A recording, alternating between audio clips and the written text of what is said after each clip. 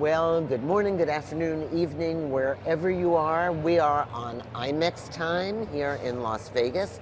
And as the virtual events group, we like to look at a destination and hospitality and event show in terms of how tech forward things are becoming. And I'm going to introduce you to Stephen Vonder. I'm going to get, Hey, and just like it's spelled, Robin. just like it's spelled. And Stephen runs InteliVid Research. And so what we're going to talk about now is the growing importance of not the M word, we'll talk about that later, the metaverse word, but the V word, video, and why it is so central. I think 80% of all content on the internet is now video.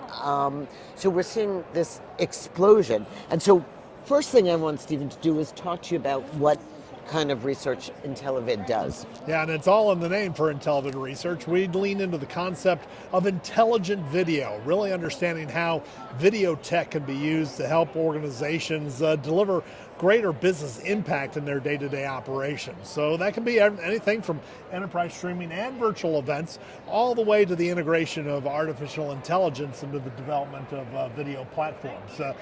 So there's a wide range of ways that the video can play a role in building business value, and that's what we try to focus on is the people and vendors who are out there developing the solutions that make video part of the day-to-day business communications experience. Yeah, and I think it's really exploding. I mean, every exhibit here, all of our work, we're using video tools. We didn't know anything about editing video 6 months ago, and now we're using AI. Now you're podcasting in video.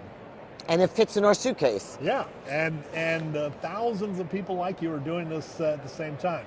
There are literally thousands, if not tens of thousands of individuals who are actually supporting themselves, creating content on their own, but not only supporting themselves, but also you have a wide cadre of marketers who are beginning to embrace online video as another tool in the marketing toolbox. And so moving forward, just like you had people who are good graphic designers, very savvy writers, you're also going to have people who communicate particularly effectively in the video format.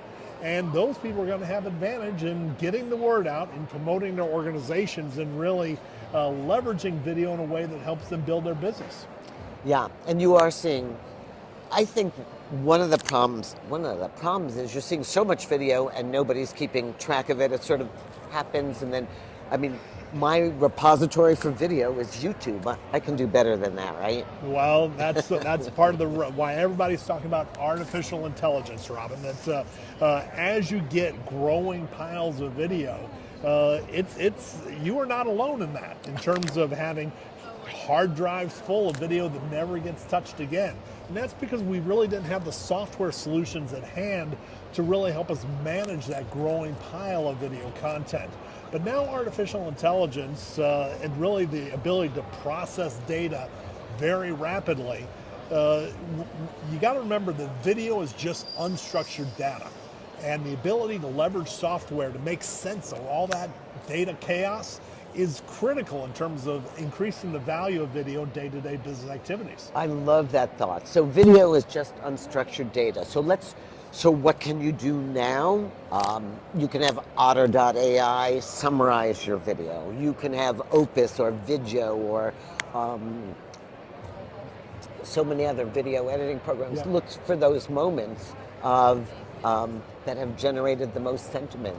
Yeah, we're going to be at a point right now where savvy software developers are going to be able to develop solutions that help in the creation of content, in the management of content, the distribution of content, and analyzing who is actually receiving and consuming that content. So at every stage of the video ecosystem, video AI is going to play a role in making that video a more valuable information asset. And the behavioral science behind this is huge too, because you've got short form. There are times I really only want to hear 20 seconds of Steve. There are times I want to do a deep dive into your knowledge. And how do you parse that out with tools? And again, artificial intelligence is going to be playing a role in terms of helping that editing happen. You could instruct video AI solutions, for instance, to look for specific keywords or specific speakers within a video presentation, and highlight only those that seem to even garner reaction from an audience. So if you're in a webinar, for instance, and you have lots of people either giving the emoji clap icons or asking questions when somebody says something, that's like a cue to the video AI system to say, hey, that was an important point that individual made. I'm going to include that in our little summary that the robot makes at the very end of the day when they're trying to show you the best 3 minutes of content. So, we're talking in very broad measures right now. The path is long ahead of us. It's going to be another, 5 to 10 years of development with people coming up with creative ways to leverage video, but it's going to be getting better day after day after day. We're already seeing that with the content creators out there right now in terms of platforms that are available to them right now where AI can accelerate the content creation process and improve the quality of what's being output, but it's just going to keep on getting better and better and better. So 2 other topics I want to hit on. One is monetization, but I'll hold that. Let's go to the creepy side of all this. All right, let's go. Right, we're going to go down to the dark side. Tom Hanks commercials, disinformation.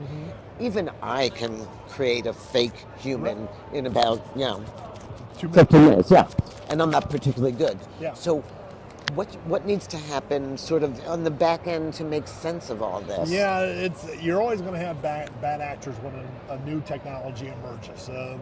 They're going to be in the days of the VCR. It was the people making adult videos. Well, porn always leads. Right? Every technology innovation is going to bring its share of bad actors.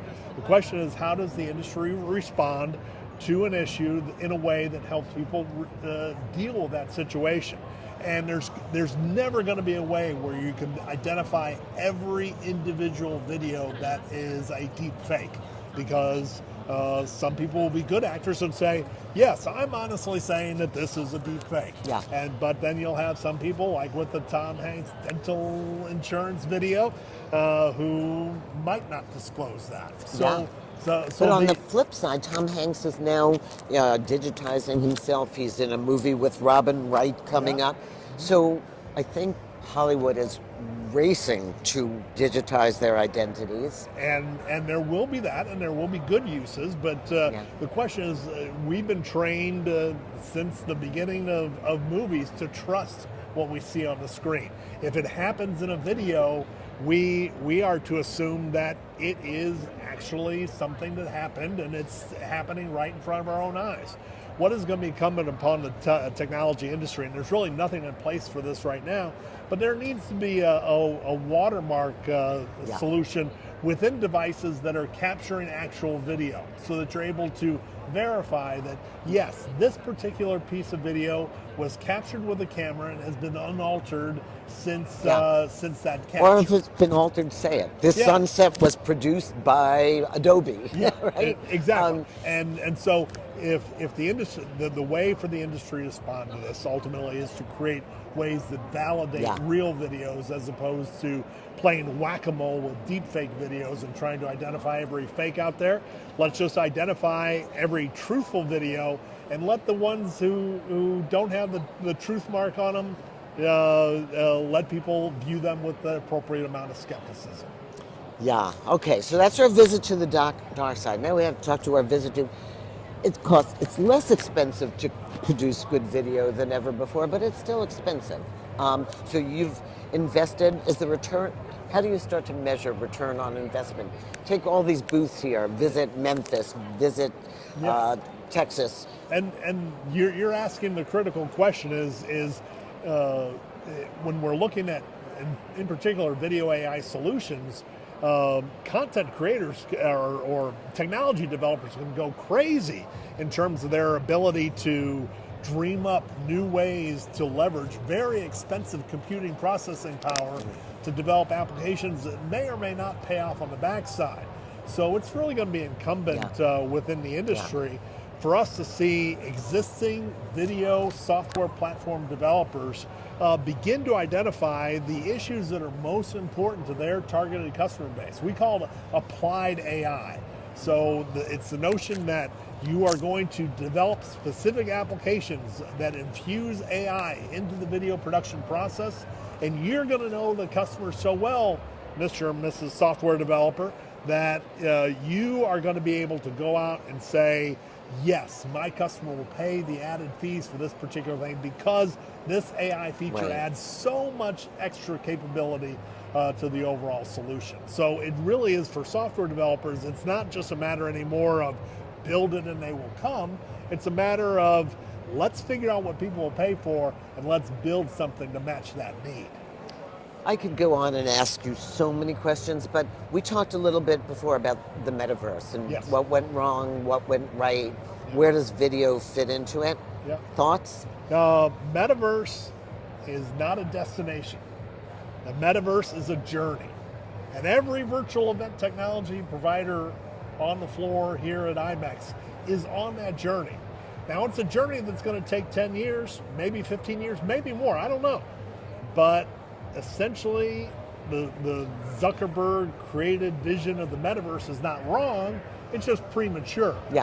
And there's a lot of software applications that need to be developed that wrap around the metaverse experience that are incrementally being developed even as we speak. So those who are creating ways to foster engagement in a metaverse environment, whether that's like matching systems or registration systems, all the little incremental tools that go to fostering the experience of a what's called a flat 2D experience in a virtual event environment. Each one of those particular software applications is going to become particularly relevant in terms of creating a whole metaverse experience when the world is ready for that, again, a decade, 15 plus years down the line. So every software feature that vendors on the show floor today are developing and selling are building blocks to creating the metaverse of the future. And they have these vendors on the show floor have been video forward pretty much from the get-go, realizing how important it is. It's a big shift in how we communicate. So how can people keep up with what you do? Connect with me on LinkedIn, Steve Vonder, and InteliVid Research. And we also have a series that we do, our own podcast, Robin, called Intelligent Video Today. So we have a YouTube channel, youtube.com, at Intelligent Video Today, where we interview thought leaders just like you've interviewed me. I don't know if I'm a thought leader or not, but at least I got some video time with you, so that's a good thing. But we talk with people in the industry and also anybody who wants to reach out to me at my email, svonder@intellividresearch.com. You can contact me directly there as well. So LinkedIn, email, a video, the whole retinue. So and we are dying to keep track of these trends that are, I think, some of the most impactful is the role that video will play on our lives going forward. It's a great untapped reservoir of information, knowledge, and experience that is just waiting for us to develop software to extract that from the data files that are out there.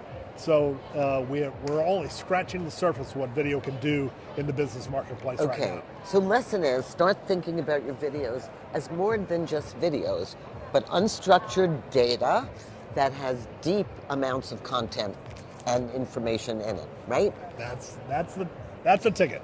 Okay, you heard it here. Thank you so much. Thank you, Robin, for having me. Appreciate it.